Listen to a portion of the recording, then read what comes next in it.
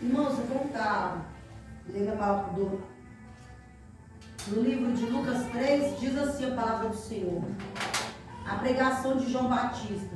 E no ano 15 do império de Império César, sendo Pôncio Pilatos governador da Judéia, e Herodes, tetrarca da Galileia, e seu irmão Filipe, tetrarca da Itureia, e da província de Traconídes e Tessalânia, tetrarca de Abinéia, sendo Anás e Caifás, sumos sacerdotes, veio no deserto a palavra de Deus a João, filho de Zacarias, e percorreu toda a terra ao redor do Jordão, pregando o batismo de arrependimento para o perdão dos pecados, segundo o que está escrito no livro das palavras do profeta Isaías, que diz: Vós do que clama no deserto, preparai o caminho do Senhor, endireitai as suas veredas, todo vale se encherá, e se baixará todo monte outeiro. O que é tortuoso se indicará. João Batista, que João pregava no deserto, pregando arrependimento, para que as pessoas se arrependessem dos seus pecados e fossem batizados, irmãos? E aqui ele ia percorrer toda a terra, declarando arrependimento, para que as pessoas se arrependessem.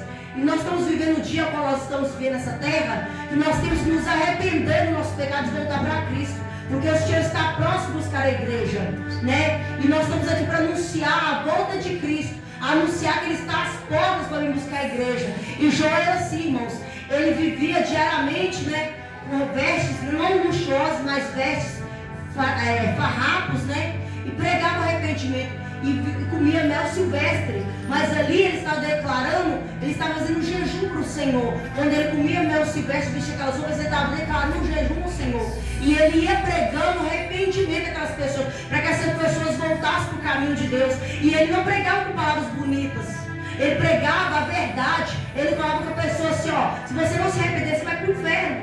Ele falava: raça de víboras. Então ele pregava uma palavra dura, mas a palavra que ele pregava, a pessoa se arrependia e voltava para os caminhos do Senhor. Hoje em dia a gente tem que pregar a verdade, não importa que doa, mas a gente tem que pregar a palavra do Senhor Jesus Cristo. Muitas pessoas morrem hoje e a pessoa fala: foi para o céu. Nós não sabemos, ou não podemos julgar, mas se a pessoa morreu no pecado, como ela irá para o céu?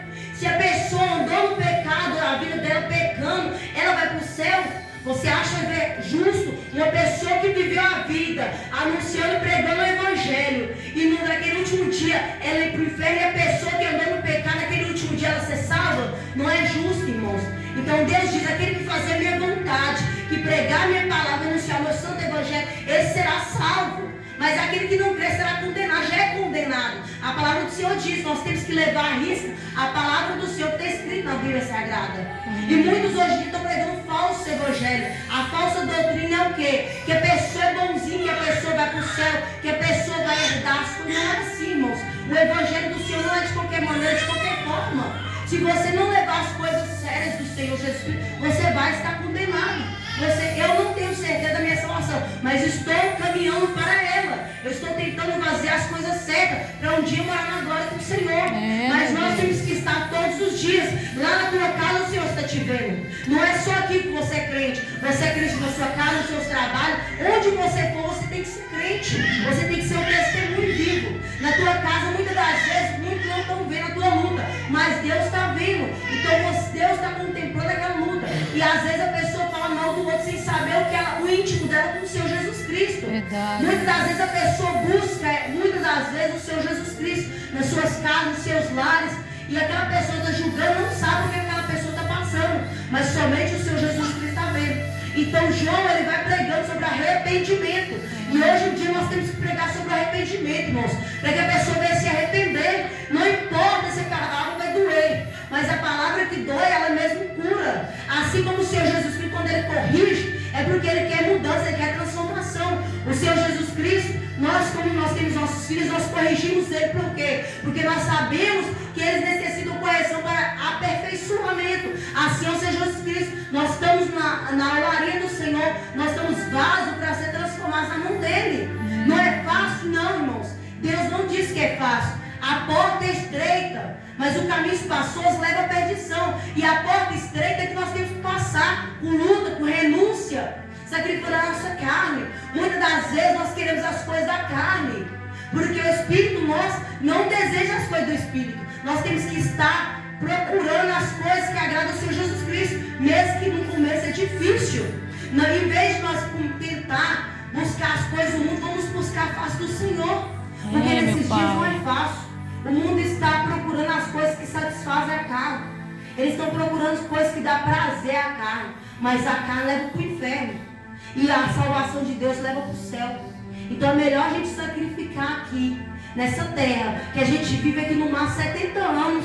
Às vezes muitas pessoas vivem até um pouco mais. Mas é cansaço, fadiga e enfermidade.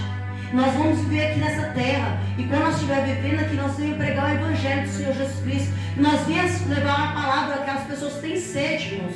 Pessoas que necessitam ouvir a palavra. Porque muitas das vezes a gente acha que o lugar de pregar é aqui. Não, mas você também pode pregar lá fora. Ninguém falou que você não pode pregar. Ninguém não te deu essa autoridade. Onde você for, você pode pregar no seu Evangelho, irmãos. Muitos de nós temos pregado lá fora. Pessoas não dão crédito, outros dão. Mas a tua parte você está fazendo. Naquele grande dia Deus está vendo. Deus vai até ver a posição que você ocupava. Se era na cadeira, na frente, do fundo. Tudo Deus está vendo. Nada está longe dos olhos dele. E João Batista foi um homem que pregou, irmãos. Mas por que ele pregou? Porque ele saberia que através da pregação dele, pessoas seriam salvas. E a pregação do Senhor Jesus Cristo nunca foi de passar a mão na cabeça de ninguém. A pregação do Senhor Jesus Cristo era sim com sabedoria. Mas ele falava aquilo que a pessoa necessitava naquele momento. O Espírito Santo, ele é assim conosco nos dias de hoje. Ele nos dá sabedoria para falar com cada um segundo a vontade dele. Meu Deus. Então nós temos que ter sabedoria para falar com as pessoas. Mas assim como João Batista, nós temos que pregar sobre arrependimento. Sim, nós temos que pregar a vontade do Senhor. Se a pessoa precisar de uma chacoalhada, você tem que falar com ela. Porque se você não fala, você será cobrado no último dia. Porque Deus te deu autoridade. Porque Deus te levantou. Se Deus te deu o dom de pregar, pregue. Se Deus te deu o dom de louvar, louve. Muitos de nós temos parado no tempo, pensando que a palavra do Senhor é só aqui, irmãos. Não. A palavra do Senhor é em todo lugar que você for. Se você for na rua, tiver um mendigo lá, prega para ele. Você não sabe quantas horas de vida ele tem, irmãos. Eu me lembro de um certo dia que eu fui em Minas. E nós estávamos no ônibus. E teve muitas coisas na estrada. E eu vindo, o ônibus, o pneu queria estourar, né? E eu senti de Deus. Eu senti de Deus dentro do ônibus. E levantei e falei com o motorista assim: reduz a velocidade, porque o ônibus está com defeito. E falei com outro rapaz. E o rapaz falou comigo: cala a boca, porque está com pressa. Eu falei assim: eu avisei. E sentei no meu lugar. Passou nem 2 minutinhos, porque Deus é fiel. Porque Deus, quando Ele fala, Ele responde na mesma hora. E Deus mostrou para aquele cara, e o rapaz, o motorista, parou o ônibus. E falou que a roda tinha estourado mesmo. E que nós não podíamos seguir viagem, nós tínhamos que esperar umas 2 horas para pegar outro ônibus. Então, quer dizer, esse rapaz desceu do ônibus, perguntou para mim de onde que eu era, de que igreja que eu era, e agradeceu por eu ter falado.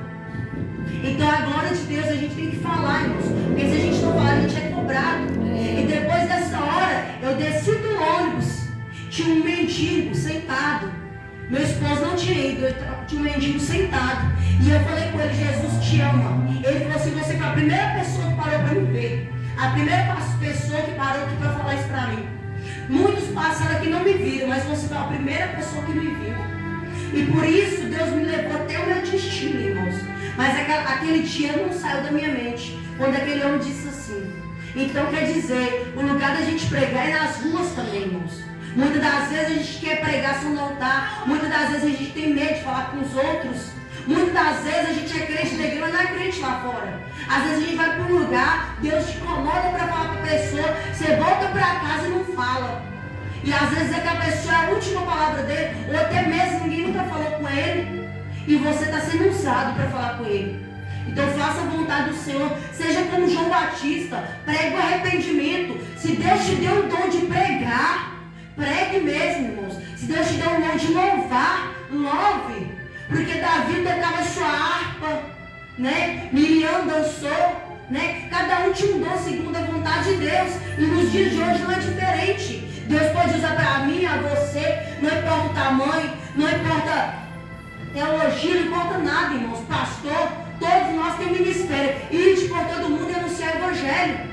Deus está dizendo: pastor, ide por todo mundo pregar o evangelho. Missionário, Deus falou: todo mundo, ide por todo mundo e pregar o evangelho. Todos temos